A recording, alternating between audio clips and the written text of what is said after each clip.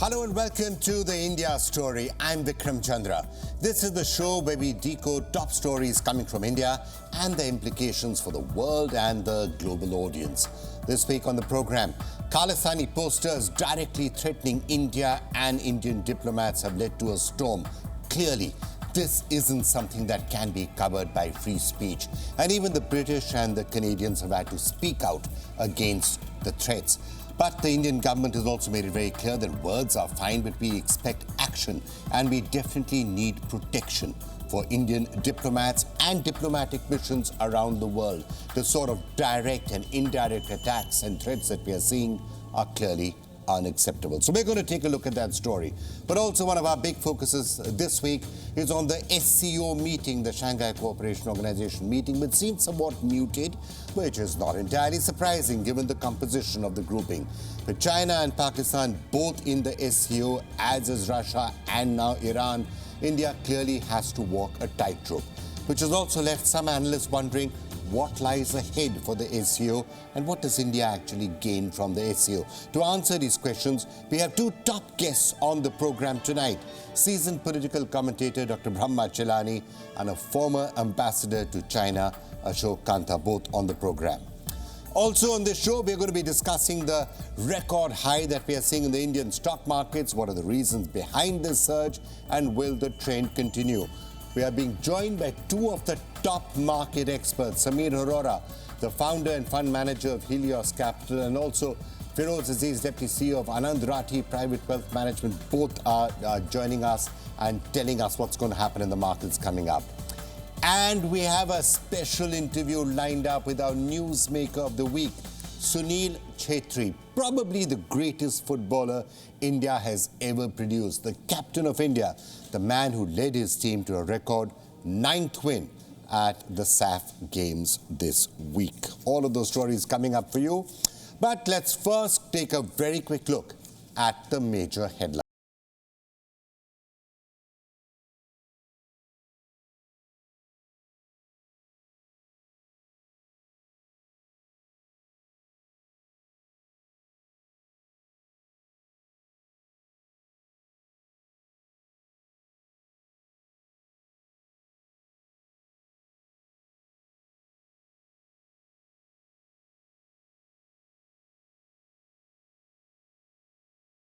Is going global. The first IIT campus outside the country will come up in Tanzania's Zanzibar.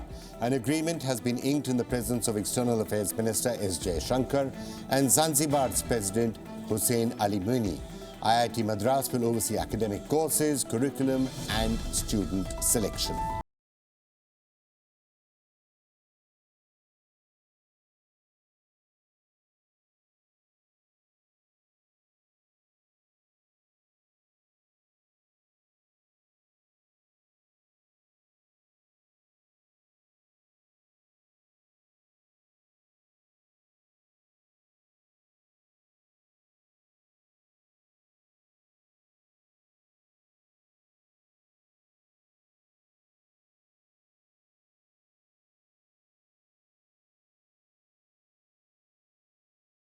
Turn to the SCO meeting, I do want to talk about the growing menace of a surge in anti-India sentiments fueled by Khalistani extremists in the UK, the US and Canada.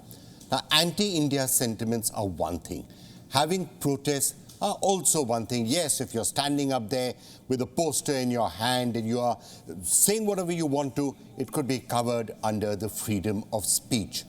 But what is not acceptable, and it's been made very clear both by the Indian government and frankly even by the host nations, what is not acceptable is the sort of direct and indirect, frankly, violence that we are seeing against Indian high commissions, against Indian consulates. We saw that in London, we've seen that in the United States. We're seeing direct threats being made against Indian diplomats, Kill India posters with the pictures of Indian diplomats on them. This is not acceptable. This is not free speech. This is an incitement to violence. and it is an incitement to violence against diplomats. This is also prohibited by the Vienna Convention and under all forms of international law. Any violence, such as the violence that we are seeing in these images, the attack, for example, on the Indian High Commission that we saw a few months ago, this is not acceptable behavior anyway, and that is why direct action is required.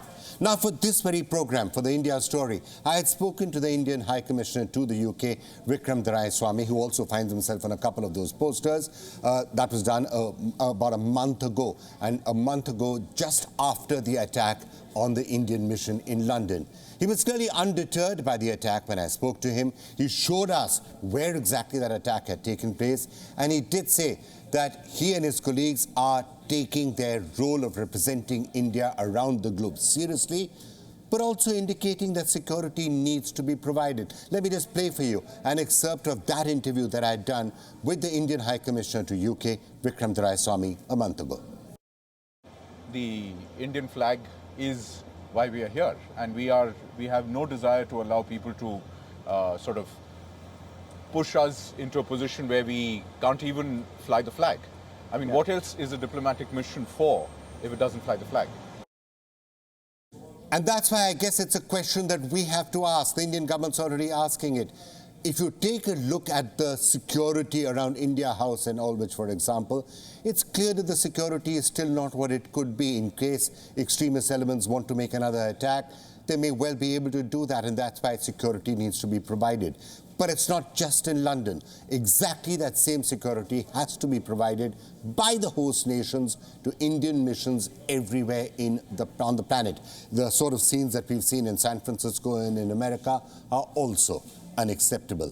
And all of this is particularly relevant now because in the last few days, online posters have surfaced calling for rallies at Indian missions in the UK and Canada. Radicalized posters display Indian diplomats as what are described in the posters as murderers of Khalistani movement leaders, the leaders who passed away recently. Now, the Ministry of External Affairs spokesperson Arindam Bagchi has said that India has raised the issue of threats to Indian diplomats in London, but it will judge the UK authorities only by what actually happens on the ground, the point we were making a couple of minutes ago. Now, conspiracy theorists apart on who are actually behind the deaths of Khalistani activists around the world, it has to be said that that security is something that must be taken very, very seriously. The more pertinent point that we are going to be now asking are our missions and staff around the world safe? The Canadian Prime Minister and the UK Foreign Secretary have both said violators of peace will be punished and that such attacks are unacceptable. But what's the actual situation on the ground and the perception on the ground? Are stricter actions needed from countries like the Canada or the USA or the UK to preserve their freedom of speech? Fine. But also to look after the security of Indian diplomats globally. This is a theme we're going to keep coming back to. It is an important question, and we will continue to look at it on this program and other programs in the coming weeks. But let's now move to our big focus this particular week on the India story, which is the meeting of the SCO. We're only halfway into 2023, and yet it could be called the year when India seemed to steal a lot of the international spotlight. We have the presidency of the G20 and the Shanghai Cooperation Organization of the SCO.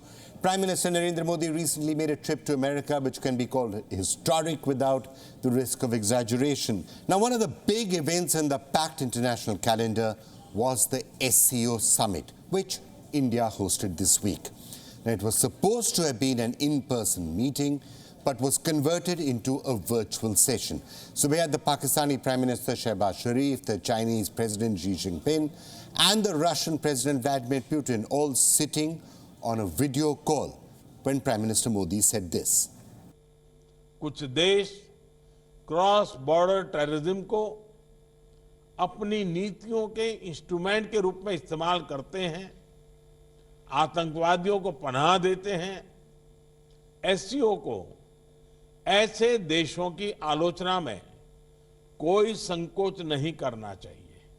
But despite these strong messages, India shouldn't really be expecting too much from the SCO. That's at least what the analysts are saying. And here are a few reasons why.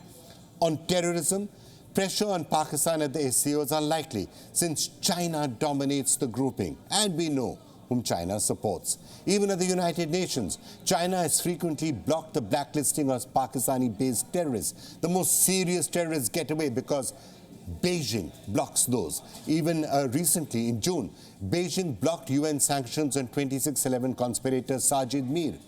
On the issue of territory, India also cuts a somewhat lonely figure since most of the other SCO members are part of China's Belt and Road Initiative. In the joint statement issued after the Delhi summit, all members endorsed the BRI except for India.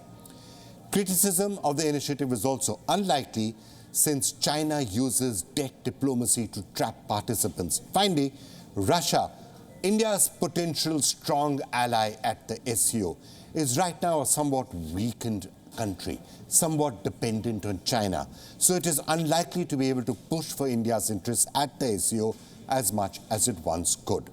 Western sanctions on Moscow over the Ukraine have made it increasingly dependent on Beijing, and that's not going to change very soon. Also, the recent mutiny by the Wagner Group has put Vladimir Putin's authority on somewhat shaky ground. When people say, should India stay on the SCO or not, and that is a question we're going to be debating with top experts in just a couple of minutes, one of the questions that also has to be asked is, what are the alternatives? Well, some people would say the G20. The highlight of this year is the G20 summit in September, for which world leaders are going to be visiting India. But even the United Nations ineffective, can G20 really be a better platform? A platform that New Delhi can use to exert some control over China and Pakistan and what's happening in the world. Now, India could try, but frankly, there are some other questions around the G20 also. Well, some people say that a better option for India to start exerting a bigger influence on the goings-on in the world could be the BRICS group. Now, BRICS includes Brazil, Russia, India, China, and South Africa. But some changes being planned in the grouping could make it a really good opportunity for India. You see, a BRICS summit is scheduled in August in South Africa, a month before G20. Leaders are expected to discuss the expansion of the group with the addition of more members. More than 20 countries reportedly want to become BRICS members, and there are 5 likely frontrunners. Saudi Arabia, Indonesia, UAE, Egypt, and Argentina are set to be in the lead. With even China apparently keen on expanding BRICS, India and Brazil, however, are somewhat apprehensive as to what China is going to want to do. It is possible that China may want yet another subservient grouping to push its own agenda and to counter the West. However, this could also be an opportunity for India to take advantage and create a grouping more of its liking.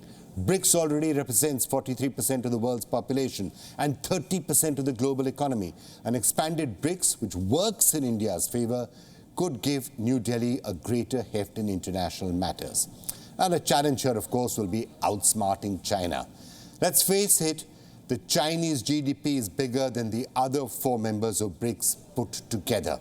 And with such deep pockets, Beijing sometimes finds it much easier to do forum shopping and to push its own agenda. But Delhi can also try and push its case by pointing out to candidate countries that China never offers free lunches. Like with the BRI, a partnership with Delhi can sometimes be far more egalitarian and far more fruitful for all sides. But those discussions around the G20 and around BRICS are a little bit in the future. And I promise you, we will be discussing them at great length right here on the India Story. But for the moment, let's turn our attention back to the SCO. Is it still relevant? Should India be part of it at all? How does India outsmart countries like China and Pakistan at the SCO? Great pleasure now to be joined by strategic thinker and top policy maker Brahma Chelani, an author and columnist, joining us on all of that. Brahma, thank you so much for joining us. It's great to have you joining us on the show. Just wanted to get your sense of the SCO. How do you see this particular grouping, especially given China's heft and the presence, of course, of countries like Pakistan in the SCO? Look at the New Delhi Declaration, which has emerged from the SCO summit. It is heavy on pious but empty commitments by heads of state, heads of government. Example, it talks about member states being committed to respecting territorial integrity and sovereignty, to abjuring threat or use of force. And the irony is that all this is being said in a declaration of a summit that includes India and China that are locked in a military standoff for more than 3 years because China has disregarded all these principles. It's not only threatening the use of force, actually is employing force to change the territorial status quo in Ladakh. Yeah, but China is only one part of those contradictions. There are other contradictions. You had Pakistan sitting out there while declarations are being made about terrorism. I mean, what greater irony could be there than that? For example, talk about not invading other people's territory was being said. Beijing was sitting there. China was sitting there. Vladimir Putin was actually sitting there and listening to all of this. So, yeah, I mean, let's face it, some of the countries who are members of the SCO aren't necessarily abiding by any of these principles when it comes to themselves. In fact, several of the member states of the SCO openly flout international norms and international law. Their foreign policy for long has refused to respect international law and international rules. And this is the problem with the SCO. If you look at the composition of the SCO, now it has 9 members with the addition of Iran. India is the only established democracy in the SCO. If India was not a member of the SCO would be seen as an anti-Western club of autocracies. And this has been reinforced by the addition of Iran as a new SCO member. America's main enemies, China, Russia, and Iran, are all members of the SCO. So India's membership helps to lend respectability to the SCO. It also helps to blunt the labeling of the SCO as an anti-Western grouping. So India brings tangible benefits to the SCO. The question is, what does India get in return from being a member of the SCO? In fact, the SCO hardly meshes with India's interests. You begin with the very name of it, Shanghai Cooperation Organization. In other words, the very name bears China's imprint. The initiative was conceived by China in 2001, and China increasingly dominates the SCO. It uses the SCO to advance its commercial and strategic interests. And because Western policy has pushed Russia toward China, Russia also values the SCO to cement its partnership with China. The SCO includes both of India's regional adversaries, China and Pakistan. In fact, Pakistan was brought into SCO by China as a condition for letting India join the SCO.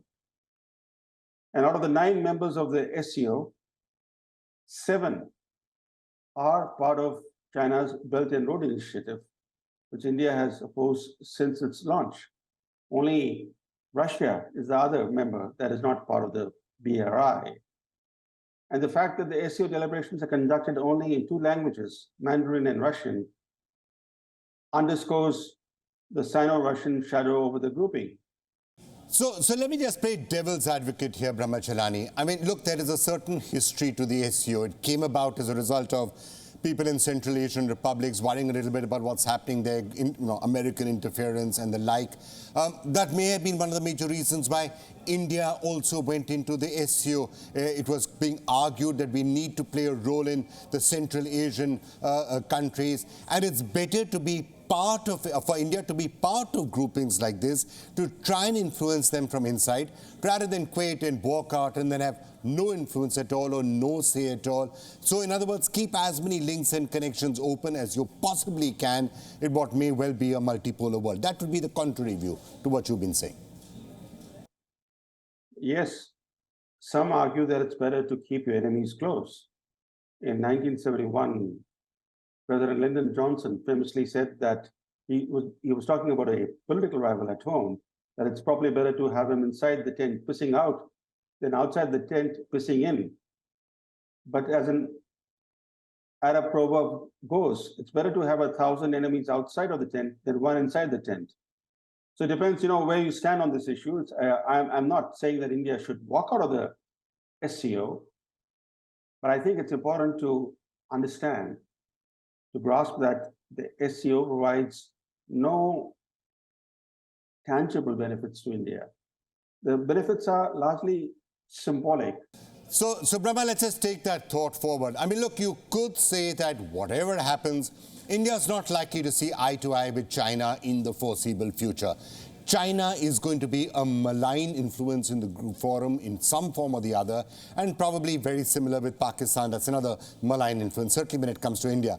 But when it comes to some of the other countries in the SCO, India would like to get back to the sort of historic and traditional ties it has had with many of the Central Asian republics, for example. Now, there are interests that are common out there. Even when it comes to a country like Iran that has just been allowed into the SCO, we've had the Prime Minister also referring, for example, to the Chabahar port, how that could be utilized, how India can get direct access to the Central Asian republics. So those could be some of the actual Indian interests that could be advanced by being part of the SCO or by engaging people through this forum.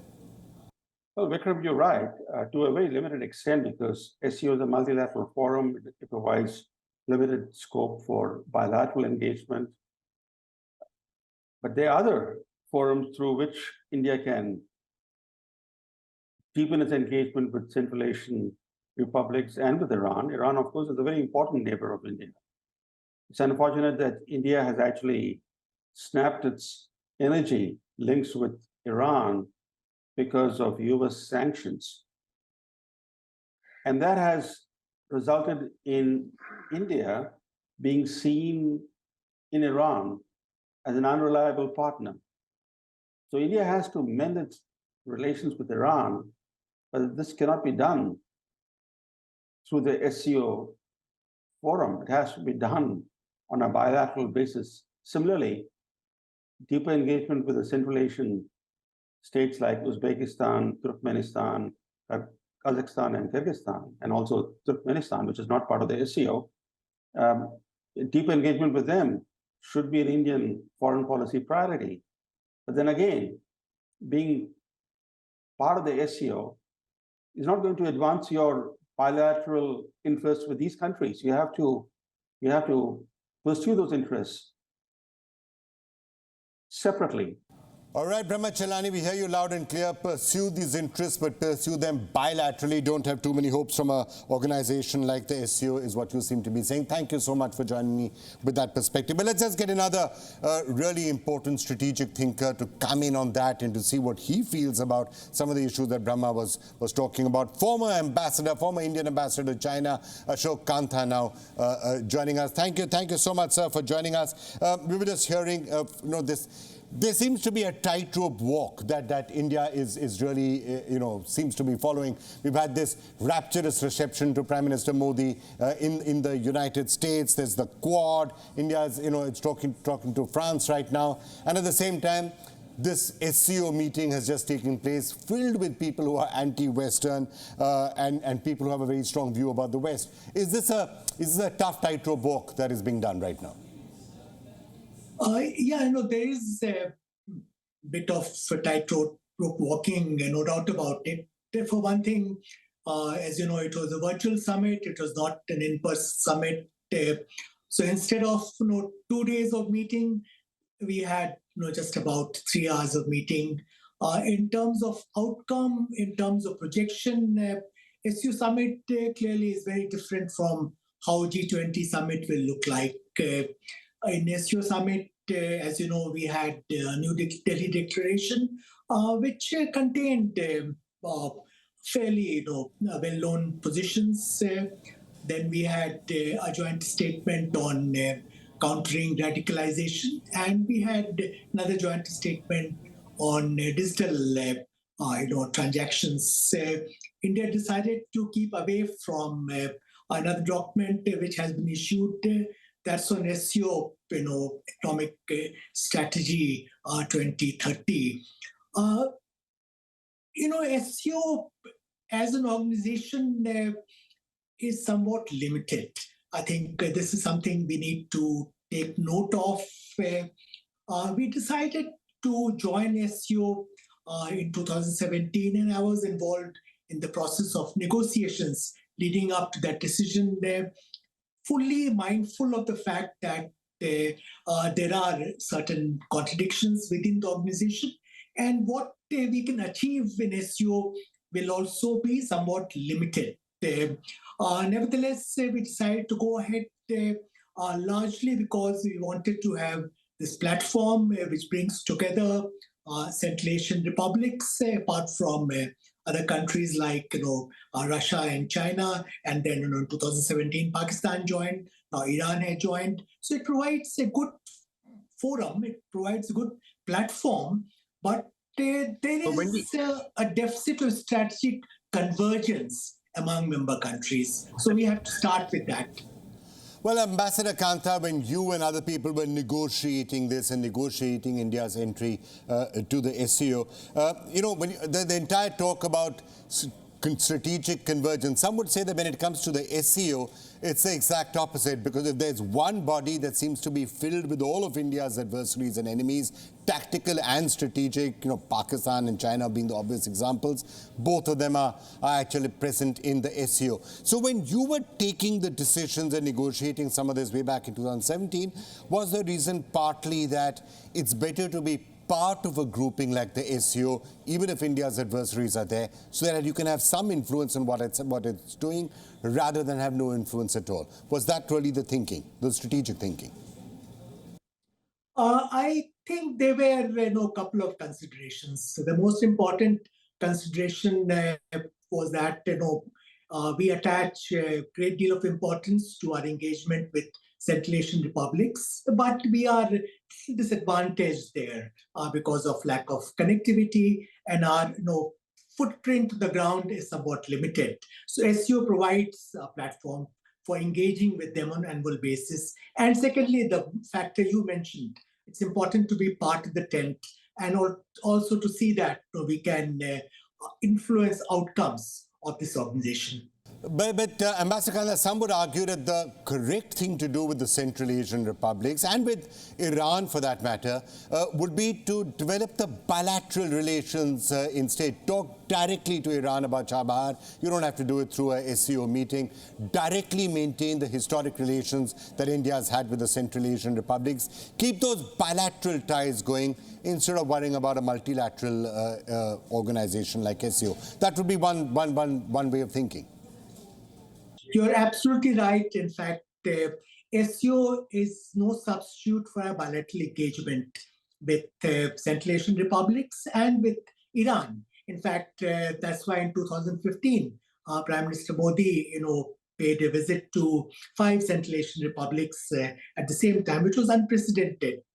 So the primary mode of engagement with Central Asia will have to be through bilateral engagement, and not through instrumentality of SCO, which, as I mentioned earlier, is a somewhat limited organization. Right. Well, Ambassador Kanta, now that we have you with us, I just wanted to get your sense of the future. What happens now when it comes to the SCO or even BRICS, which is going to be the next big meeting other than G20 that's coming up? BRICS is a much larger forum. A lot of other countries are now wanting to join. Do you think other forums are going to become really, really important? And what do you think India should do, given that not just the SCO, but even BRICS could start becoming dominated more and more by China? This entire talk, for example, about settling oil trade in Chinese yuan or building up the Chinese yuan in some form as an alternative to the dollar. Now, that could be the agenda in forums like BRICS as well. How do you think India should play this, given that I'm sure India is not going to be entirely comfortable having the dollar being replaced by the Chinese yuan as a dominant currency? I'm sure that is something that would be worrying India a little bit, because the last thing that India should probably want is for the yuan to become some sort of a default currency in settling anything. I don't think there's any real risk of yuan, replacing US dollar as the reserve currency or the primary currency for international trade. China, being the largest trading nation in the world, does play an important role in international commerce, and they are trying to position yuan as international currency. But there are a whole lot of problems there. In this SEO summit, this point was made that when it comes to trade between Russia and China, for instance, 80% of the trade is being denominated either in rubles or in renminbi. But that's also because sanctions imposed by the Western countries and the lack of access to trade in US dollar. So this is going to be a process. Clearly, will not be inclined to see that renminbi replaces US dollar, but I don't see that happening anytime soon. There are a whole lot of problems, including the fact that China maintains restrictions on capital account when it comes to renminbi as an international currency. Ambassador Kantha, thank you so much for joining us, and we will, of course, keep talking to you in the build-up to the BRICS summit and also, of course, to G20. Thank you so much to get that sense from you.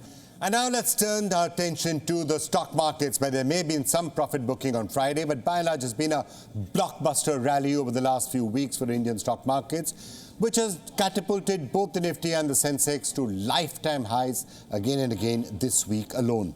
Now, this surge has been driven by a number of factors, including rising corporate earnings, better than expected GDP growth numbers, the easing of inflationary pressures, and the possibility that we could be approaching the end of the cycle of rising interest rates. And also, finally, and perhaps most importantly, the return of foreign investor flows in a massive way. Since April alone, as a result of all of this, the stock market has rallied more than 8%. Q4 earnings have been strong and have been pointing towards continued demand traction.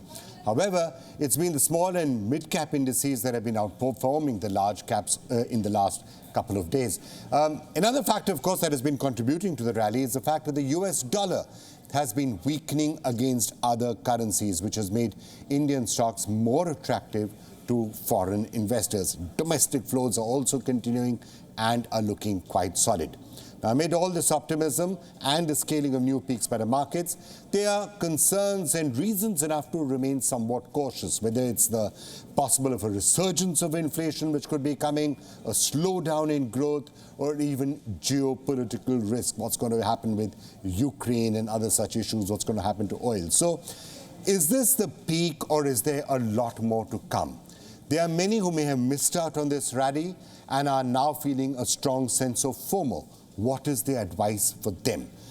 Joining us to discuss this and a lot more, two of the leading market experts right now, market veteran Samir Arora and Feroz Aziz, who's the Deputy CEO of Anand Rathi Wealth Management, both of them joining us on this program. Samir, let me start with you first, because you've been, monitoring trends and driving the markets for, 29, 30 years right now. So, Samir, tell us, sometimes when you're hitting these all-time peaks in the market, there is a sense of nervousness. What has happened? Has it risen too fast? Is it all going to go sour? Is that the sort of nervousness that you would be feeling right now? Or do you think, hey, this is just a start? There's a long, sustained bull market ahead, so don't worry about it right now. What would you be feeling? Well, sometimes they may make you nervous, but this time definitely not. Because if you see what is the return for this calendar year, it's like less than 7-8% in 6 months. If you see what was the return last year in rupee terms, it was like 4-5%. So this high has come because you basically crossed a number of about a year and a half ago. And these returns for the past 2 years are way below our normal annualized returns of our market, which would be in the mid-teen range of 13-15% per annum. You look at any longer-term period. So I would say it's better to call it just one small step and more of what may happen in future in terms of FII interest plus domestic money and so on and so forth. Right, Samir, you make a good point. You're saying that what is happening right now is not irrational exuberance in any sense, because Forget about the last 6-7 months. Even if you take a look at the last 4 or 5 years, it's not as though the markets have been rising in a crazy manner even for 4 or 5 years. Is that the point you're making? This is not irrational exuberance right now. So past 5-year returns are in the range of 13.5%, 14%, depending on which index you use. And these are the longer term returns from our market going back 10 years, 20 years, 25 years. Broadly, they all end up in mid-teen numbers. And so the past 5 years are also in that range. And last 2 years have been below this. So therefore, today or yesterday crossing all-time high is, actually in theory, every day should be all-time high if the markets were smooth, like a fixed deposit where every day interest is accruing and therefore it is higher than day before. In markets, because these things don't happen evenly, you call them that, oh, it's a high, but it should be in theory every day. And it's not out of line with its history. So you're saying if you're looking at historic returns, this is not irrational exuberance, but what about valuations? When you take a look at valuations of the Indian market, and especially if you compare them with the rest of the emerging markets, India is trading at a significant premium to the others. India historically has traded in the 40% type range. And today you may say it's 45, 47% range. But one reason for that is not that India has gone up too much, because as we just said, last 2 years, it has gone up cumulatively maybe 10% or 12%, is because the Chinese market has got crushed a lot. And therefore, our premium to China looks high. I mean, China is a big part, 1/3 of the emerging market. And therefore, if Chinese market falls, it looks as if the rest of the world is doing something wild, whereas it has more to do with China doing badly. If we say that last 2 years, our market is up 4% and now maybe 7-8% this year, in half a year. So in 18 months, we are up 10%, which is definitely 12%, which is definitely below our earnings growth over this period. And therefore, it's not our fault if we are trading at a small premium. That is to do with valid reasons in China, where the markets have been disappointed and the policies have been such that they have hurt investors, and therefore investors are upset. And that is one more reason to be positive on India, that in the past we have done these numbers without having any tailwinds of people actively seeking us, at least within emerging markets. And now there is a valid case for them doing so. So if you look ahead now, if you're a small investor watching this program and saying, what should I do right now? Should I get in or not? What would you tell them? That, look, people are saying there are going to be tailwinds. The Indian economy is doing well. If the economy is growing at 5%, 6%, 7%, then getting equity returns of 12 or 13%, going forward, may well be, it's not unusual or unrealistic. So first thing is that if you look at past any broad period, it's in this range. Now, why this number is fair and not unreasonable to expect going forward? First is that the 6-7% GDP is in dollar terms. So that means in nominal terms, the GDP itself is growing 11-12%. And therefore, India is growing 11-12%. And therefore, corporate earnings growing 1 or 2% higher. 13-14% is not unreasonable because the corporate sector is a little better than the overall economy.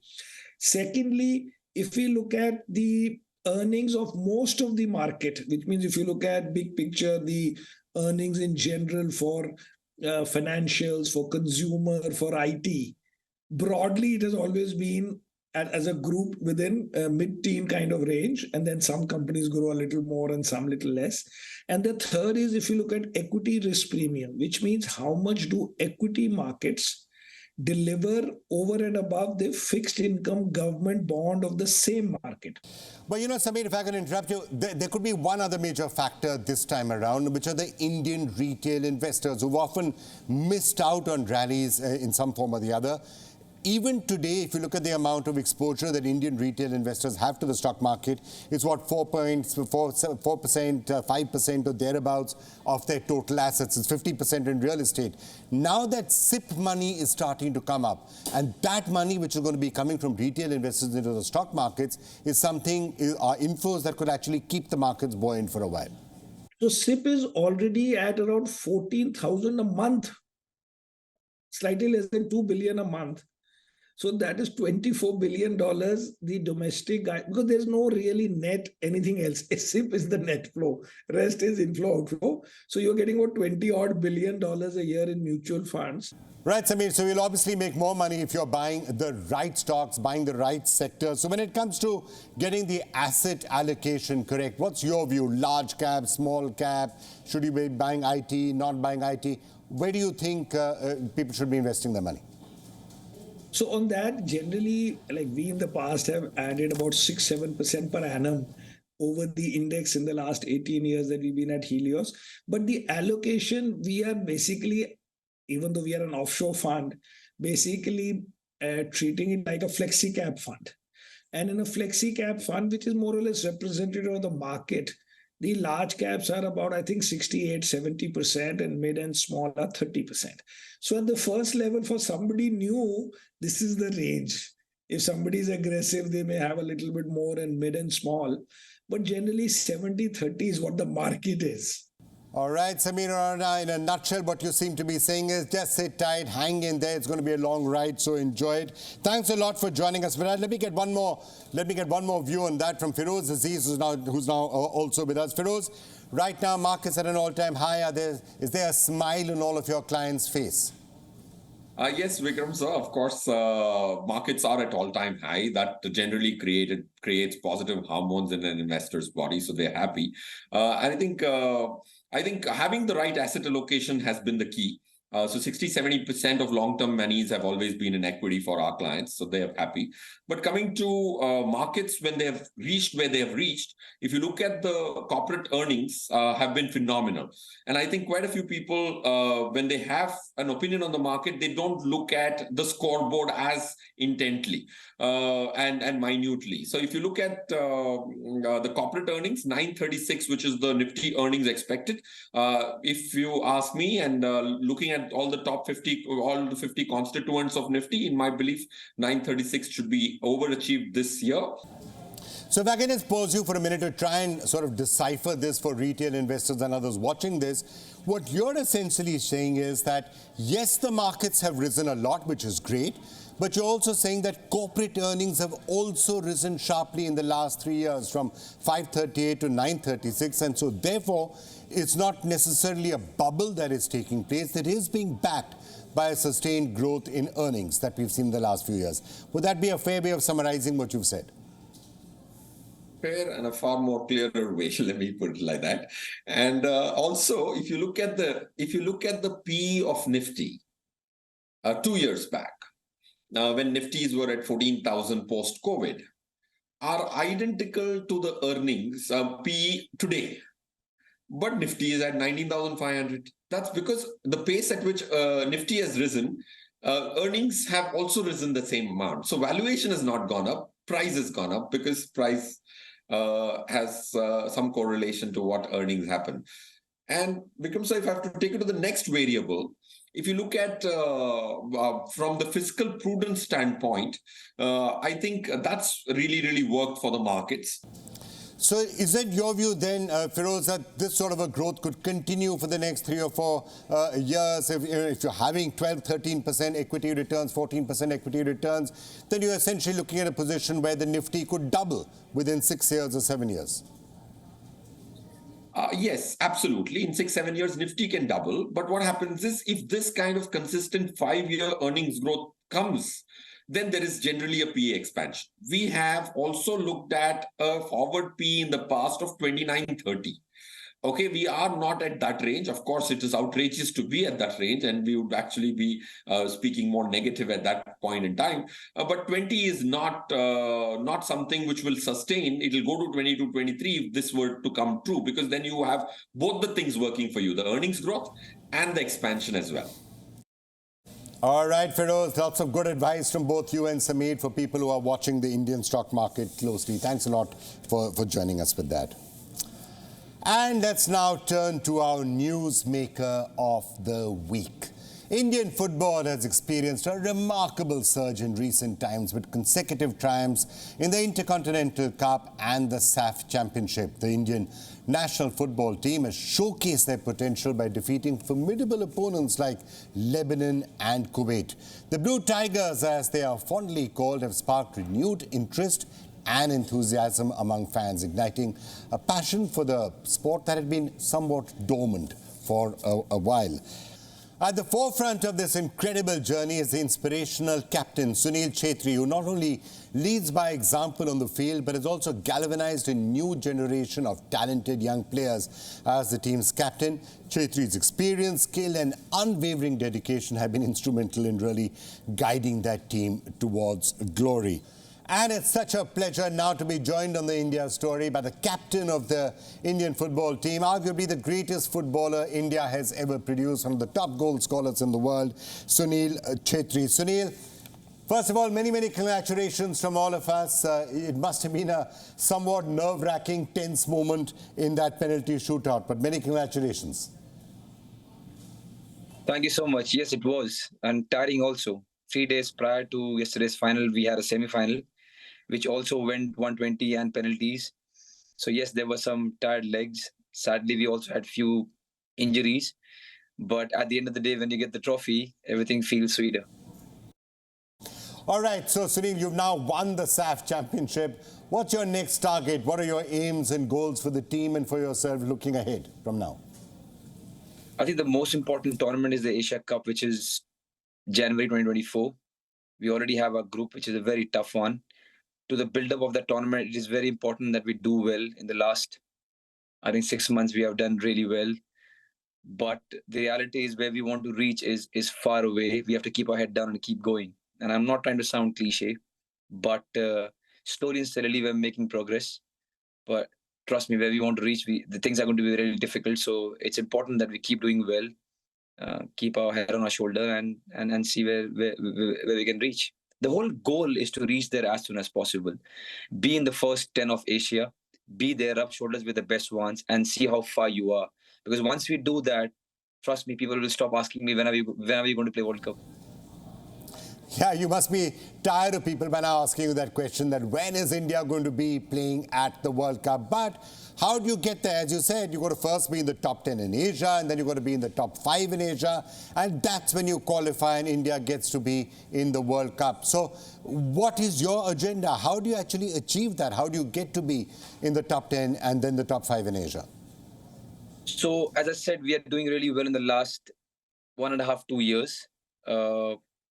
Something great is happening in the team. A lot of young ones are getting matured and they're doing really well.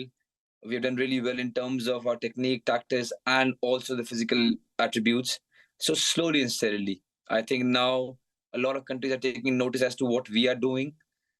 Yesterday only, to just give you an example, SAF Cup generally is just for the SAF region. This year, just because we wanted more preparation, we invited Lebanon and Kuwait, who are the Arab teams and who are, without demeaning the SAF region, are better than us. And it showed because both the teams were in semi-final and finals. And to overcome that challenge was a great victory in itself. It wasn't huge, but it was important. So I think slowly and steadily, once we reach in the first 10, 12, we'll keep rubbing our shoulders against the mighty Asian countries, and then everyone will know how far we are. The boys, us players, will understand how far we are, how much we have to improve. Right, Sunil, but of course, one of the things that we keep discussing as you are taking Indian football forward is the entire question of, the dominance of cricket, and how do you get young people to say, I actually want to be playing football instead of just playing cricket or doing anything else. Now, the fact that there's a Super League now and other leagues are coming up, and therefore people can perhaps expect to get good money also from playing football. Is that something that you think could also start to signal a change? Yeah, but before that, I'll answer your first part. How many kids do you know who take cricket or football or tennis or table tennis because they think about the career or the prospect or the ranking when they are 4, 5, 6? Kids do not take sports because they think they're going to be the next Tendulkar or next Chhetri or next Virat Kohli or next Ender Pace. They play because they enjoy it. It's as simple as that. We have to be a sporting nation. The only problem that our country, a slight problem, is when he or she is good, identifying the talent at the right time, Nurturing them and giving them the right infrastructure and the knowledge and the education is our problem. In that context, cricket has done well. And because we are 1.4 billion people, there is no doubt in my mind that we can do well in all other sports. There is no competition. When Virat does well, I'm really happy. I'm pretty sure when I do well, he's happy. At the end of the day, the advantage that countries like America, China have, which is population, choose from bigger pool. That's what we have. So we have to make sure that we become a sporting nation and make our pool bigger. There is no competition between different sports. But of course, one of the biggest advantages that you have in a sport like football is that all you need is to just have a football. So it's very easy to get a lot of people to go out there and start playing football in the fields, like you see in Africa or Latin America, or so many parts of the world. All you need is a football, so it's not that tough to get 4-year and 5-year-olds to really go out and start playing. The interest was always there, you know. All these kids that you're talking about are awake 1:30 a.m. at night watching La Liga, Premier League, Champions League, World Cup.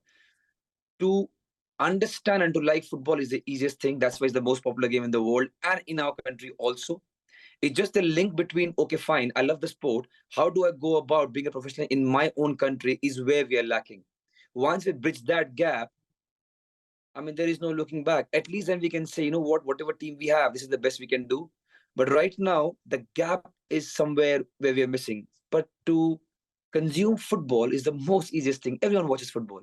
No matter who you are, no matter where you are in the world, you watch football. It's just that domestic football hasn't got that eyeball and the interest yet. And slowly it is changing. Yes, ISL has done a great job. Yes, everyone, all the stakeholders coming in and making sure that we work hard is going to make a lot of difference. But trust me, the interest part was never a problem. People always want to watch football because it's the best game in the world. I can tell you from the rest of us, it's a matter of great national pride to have an Indian football player who's up there being spoken about when it comes to international goals in the same league as Messi and Ronaldo. It is absolutely a matter of great pride for all of us. So what are your targets on that front? Where do you see yourself ending? Well, as I said, I never thought I'm going to score 92 goals for my country. I never thought that I'm going to captain it. Now that I'm in this position, whichever game, whenever I play for my country, I give whatever I have. You can never guarantee goals. You can never guarantee success. You can never guarantee wins. What you can do is just go and give whatever you have. Slowly, the tides are changing. We are doing well. The team is cementing its place in terms of where we are in Asia. So, yeah, I mean, fingers crossed. Just keep working hard. See where we reach. All right, Sunil Chetri, thank you so much for joining us and all the best with all your endeavors. We're all rooting for you. Thank you so much for being with us. And that's all we have for you on this episode of the India Story. But do join us again next week as we once again bring you a wrap of all the big stories from India and all the big newsmakers as well. Thanks for watching. Bye for now.